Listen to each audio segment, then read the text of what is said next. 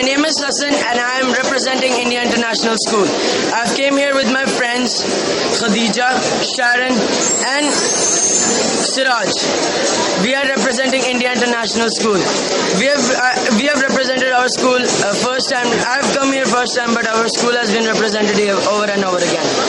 But it's our fortunate we couldn't get any position or something. I don't know anything about it.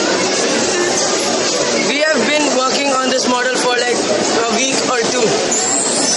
This is a steam engine.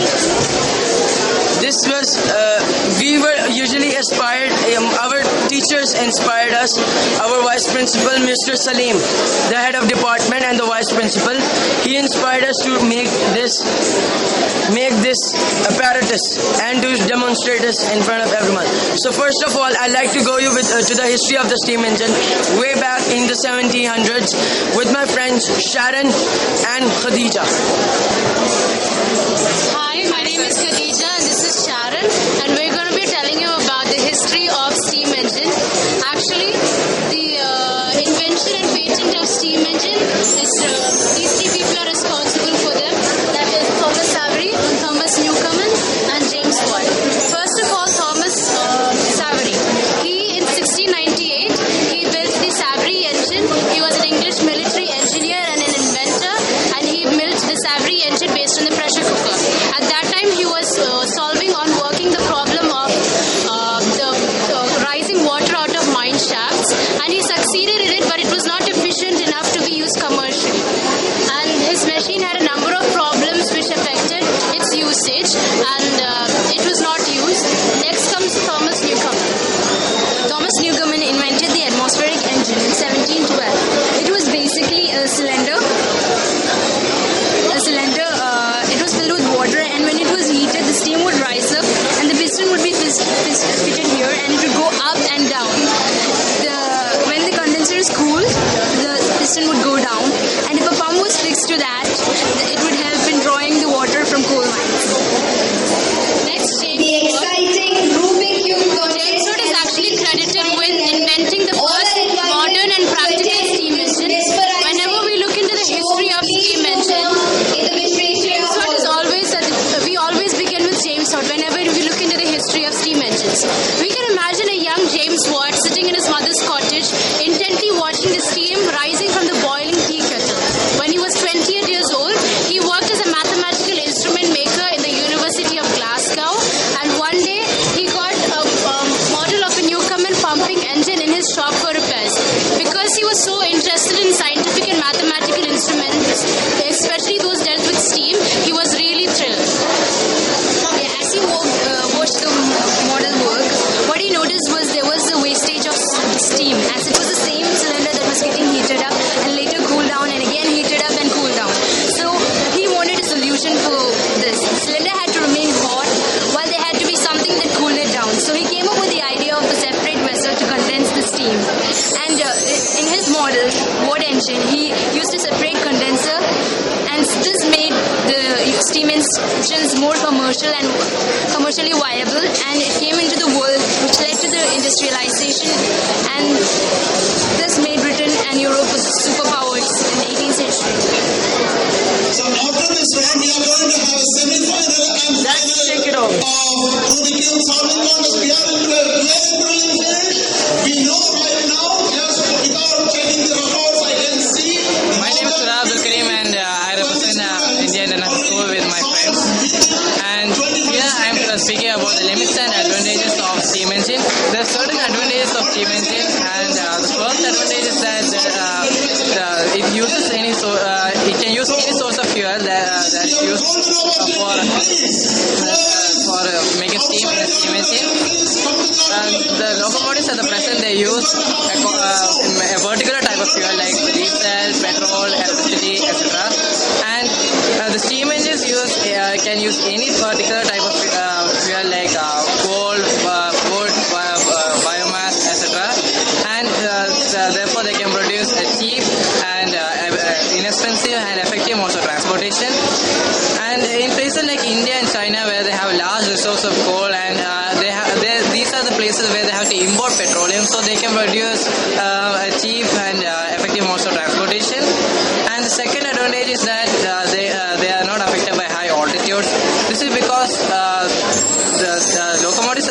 when they go to high altitudes, they produce less power and they may stop in steep mountains and hills, etc. But steam engines, they have a constant boiler pressure, and therefore they can move through steep mountains and hills with ease, and therefore they are not affected by high altitudes. And the third advantage is about the transportation. During the 19th century, the steam engines were compact enough to run beyond the industry, and therefore they were used in the industrial revolution, which began in Britain, and this led to Europe being a superpower, and which led to colonizing of India, etc. And another advantage of the steam engine over the electric locomotives is that these locomotives use a constant source of electricity, and therefore they are expensive to develop. But steam engines, they use coal, wood, and other cheap sources of energy, so they can produce a cheap and effective and inexpensive sources of transportation. But they also have some certain disadvantages, like they produce 30% of steam for usage, and they use lots of energy for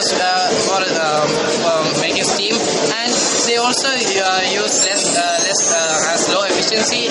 And therefore, if these disadvantages or limits can be improvised, then we can bring this steam engines which are in the past to the present back again. That's all from our team. Thank you. So now let's go back to the working principle of a steam engine. Steam engine is a typically steam engine. This is the vessel. Here is the flow of the steam, which the steam will flow. Here is the piston, which will move up and down to generate, to combine, to move these wheels. And here will be the water condensation take place. So let's go back to the professional model. Here I have a chart. First, we will heat the cylinder. The cylinder will be heated. The molecular forces between the cylinders will collide, and it will increase the pressure. When the pressure is increased to a constant level, the volume will increase to a constant level, because of the pistons would need volume to just go back up and come back down. When that level is reached, the piston will expand. The expansion is usually called Boyle's law. Boyle's law, which states that pressure is inversely proportional to the volume with constant temperature. As the piston moves up, because of the low pressure, the piston will have to come down, and because of the huge volume and low pressure, the piston will have to come down.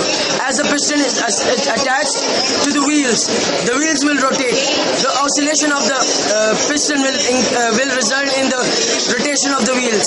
As we know, energy can neither be created nor it can be destroyed, but it can flow from one form to another. Here, the heat energy will be changing into mechanical energy. That's all, folks. Thank you very much. In real life, other than This one YouTube, is hi, my name is Shyam Kishan, 10th standard, Gulf Indian School. Well, that's the question. Why do we need it for society? There have been many accidents nowadays. Like the car and all goes on an accident. If my project car is installed in a car, it will be able to avoid pollution. It's like it won't stop. Automatic thing. It's like even it will be more secure for your car. Anand from Gulf Indian School, class 10th. This is a sound detecting robot. It has microphones for detecting it, transmitters, capacitors, diodes. Over here, the main function of this is it hears the sounds and it processes in that way. Like first, if it hears sound, moves forward, then stops, then turns left, then it stops, then right, stops, and repeats. Over here, the first sound it hears, it starts moving, and when I tell stop, it stops automatically. Well, the main aim of making this should be installed in cars. Well, in Indian Community School, there was an accident where a person tried to put the brake, but instead pressed the accelerator, which resulted in accelerating it, and it led to the death of a girl. So, if this was installed, by just saying stop, the car stops, and by just saying start, it starts. So, if this is installed in cars, it can help to prevent accidents. That's my view on it. My name is Shaheen Hussain from Gulf Indian School, Standard 10. When we made both of these waste projects, we came across a lot of waste. Suppose like this wire gets cut, we have nothing else to do other than throw it. Also when an LED light breaks, we have nothing else to do other than throw it. So we came up with an idea to emphasize on reduce, reuse and recycle. Suppose we've all bought CDs to watch a movie. Even we watch a lot of movies. We watch like 20 movies, one movie 20 times, so that we need to know every dialogue. We have movie fanatics. So the same thing, instead of throwing them after watching it for 20 times, we made something like this, emphasizing on reuse. It's completely made of Christmas week. Also, everyone must have organized a lot of parties and come across a lot of broken spoons. As well as after you use a plastic spoon, we just throw it. Instead of that, we can make something like this. Even the base that we use is a used coffee jar, and then we just stuck all of this using glue around it and make it look a beautiful flower vase. Also for Christmas, you make a large tree, buy a large tree, spend a lot of money on LED lights and decorations and make a lot, but after the Christmas, we just stuck it up somewhere and throw all the glasses used for wine. So we made a ball right there.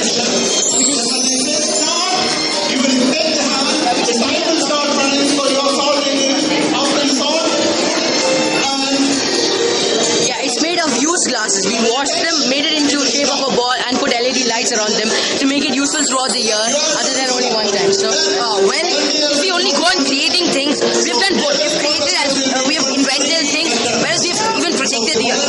If we just go on creating things, then the whole world, it will no longer exist for any more creations. So whenever we are creating something, we even have to reuse and recycle something.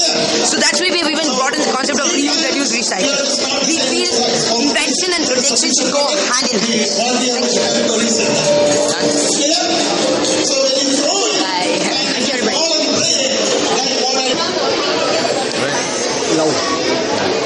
My name is Palin DeCosta. I'm a student of Don Bosco's, Kuwait, and I'm here at the Shaastrotsav presenting the topic hydroelectricity and our application of the topic. So I chose this topic because in this age when fossil fuels and other conventional sources of energy are growing scarce, hydroelectricity continues to remain a very efficient, highly economic source of generating, method of generating electricity. That's why I have chosen this topic. Hi, my name is Arjun Satish. I study in Don Bosco and I'm in 12th science. Who gave me this inspiration, the idea?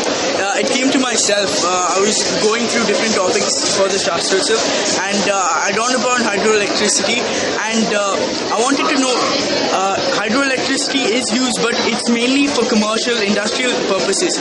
I wanted to find out how this could be efficient in rural areas and small scale household in rural areas where there's lots of rainfall but scarce electricity. So this project will help us and it was a very hard project to make. In fact, we had to do extensive research on hydroelectricity, how the chambers are made, high pressure turbine, dynamos, everything, and it took about almost 3 to 4 weeks to finalize everything.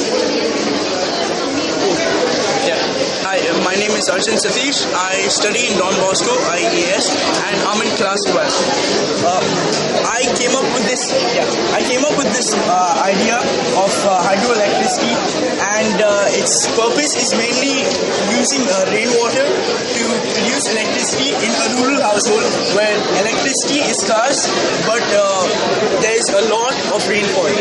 This hydroelectricity is used everywhere, but mainly for commercial and industrial purposes. So this model, what it does, it increases electricity produced in rural households and it increases the electricity production there. Thank you. So this model is basically what we've done is we have taken hydroelectricity, which is generally a very large scale project all over the world, and brought it down to just one small unit for a single household. Now, we have worked around the concept of rainwater harvesting. Now, in most areas where rainwater harvesting is implemented, rainwater is harvested on the rooftops of houses and then stored in large reservoirs. So, these large reservoirs being at a greater height than this unit will have potential energy.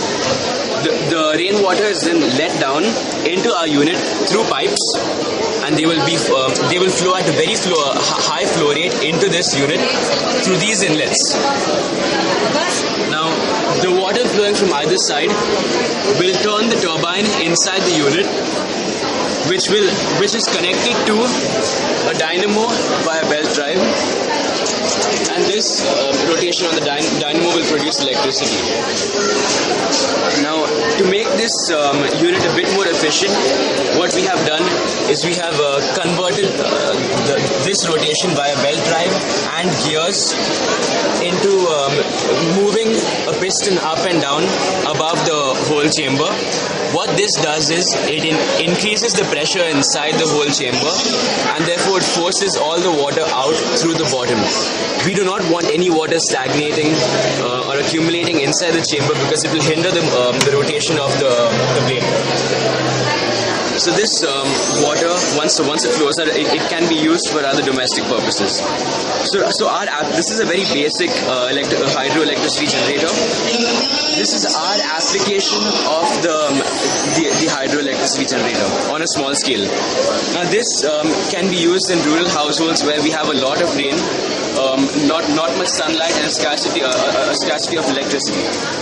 So this is our application. This is a self-sufficient water heater. This, as you've seen, is the same model right here. Water comes from the reservoir, goes through the inlets, rotates the turbine, and produces electricity in the dynamo via belt drive. This electricity is then fed to copper coil or any other element which produces heat energy. The water then from the reservoir flows through this mesh wire into the second compartment located below the unit, and this water gets heated up and is produced as hot water, and is then supplied to the entire household for usage. Thank you. So I'm Rishika Rajesh from DPS. I'm representing my alumni NSS. So here I'm going to tell you why we took up this project and who gave me the inspiration of taking this project up. So first of all, what I have to say is that I'm showing you what a gyroscope is, its uses, its physics behind it, and all that. And the reason for why I want people to know about this is that it is something which is not noticed by all. Like, not all know what is behind the gamings and chips and all that. Like, when we play games, we don't know why or how it's working out. We just know that we're playing games. So then, to know how it's working and all, I thought people should know how it works and all that. And now, for example, the Malaysian Airlines, it is lost. And we still, like, after 50 days and so on, we still can't find where it is. So with the help of gyroscopes, its navigation and stuff, I hope we can find it. So that's what it's basically about. I got the inspiration of getting this from a website. I was checking for all sorts of information, and I found something called a gyroscope, and I found its uses and stuff, and I found it a little interesting because not all know about gyroscope. It's not so popular. I thought, why not just show it to the outside world? So this is the basic gyroscope here. This is the rotor. This is the gyroscope frame. This is the gimbal. That's the labeling of it.